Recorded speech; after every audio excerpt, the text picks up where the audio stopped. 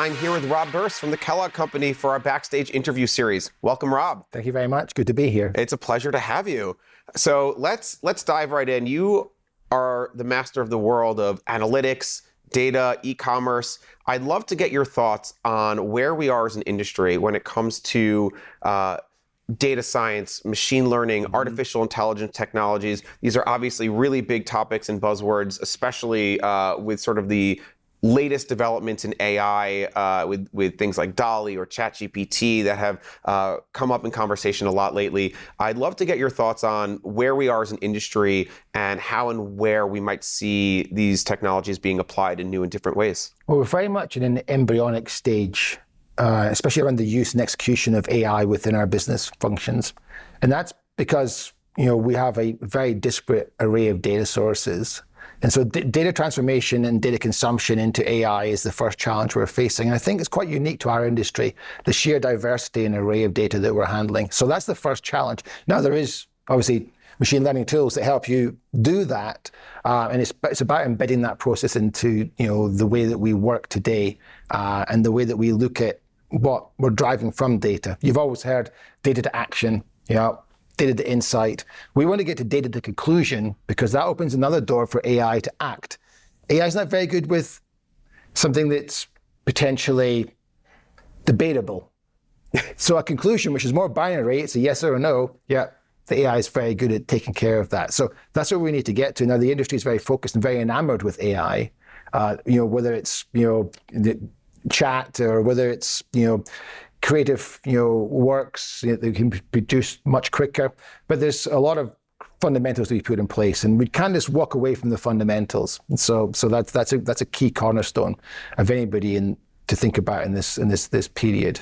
Absolutely. And one of the things that we talk about is also having the right people in place to take advantage of these technologies. And when we talk to different marketing leadership about building their organization, we think about all the different skill sets, all the different new areas of expertise that have to be accounted for within the organization. What do you think about as you're building that function within your group? What kind of people do you look for?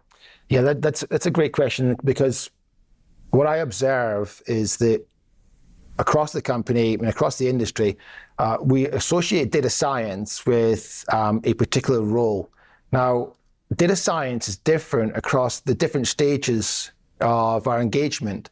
So somebody who's going to be involved in data science for innovation, it's got to be far more commercially focused, got to be able to talk with various stakeholders, whereas somebody who's responsible for data science in the enterprise, it's probably going to be much more comfortable in the back office, instead of being put on the stage where the front of office data scientist needs to be, broadcasting the benefits, the stories, what the models can do in layman's terms, whereas the back office is all about the nuances and the complexities and so forth. So what I'm looking for depends on the position that data science is going to sit in the organization, which changes the way that you would recruit that talent.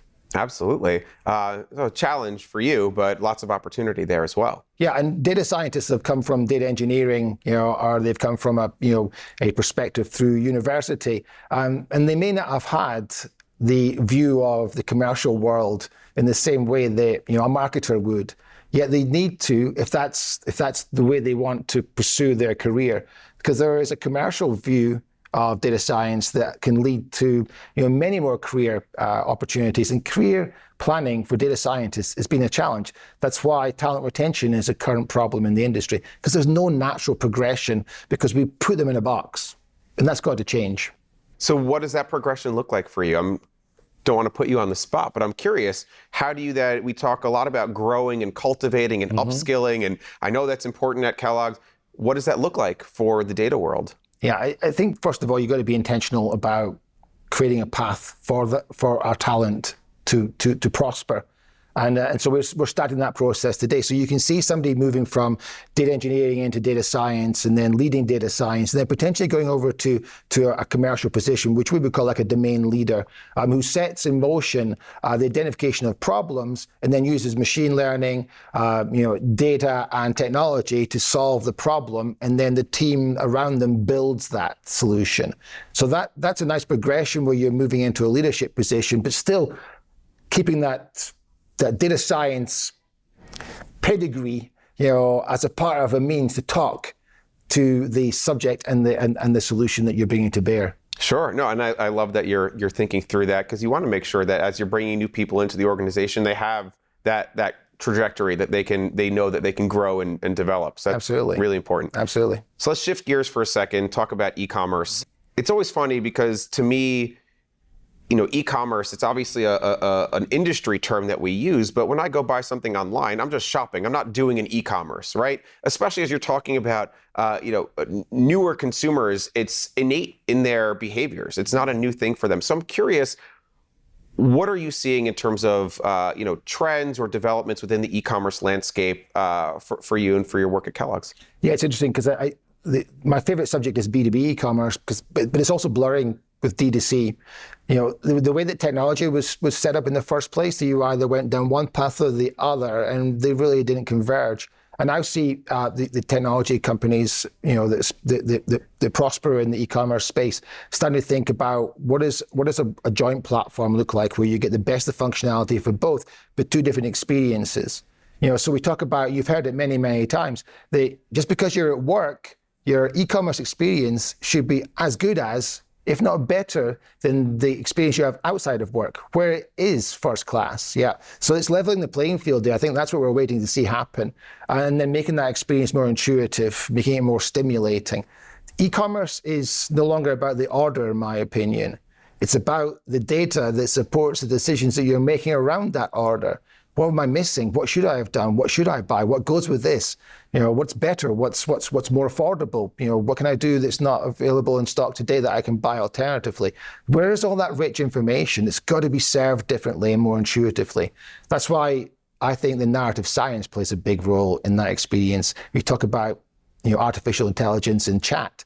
It's got to be conversational. And where's the data sources? So all of that's going to come to bear, and it's a super exciting time. Very exciting. So again, we've talked about e-commerce, we've talked about AI, we've talked about talent and machine learning.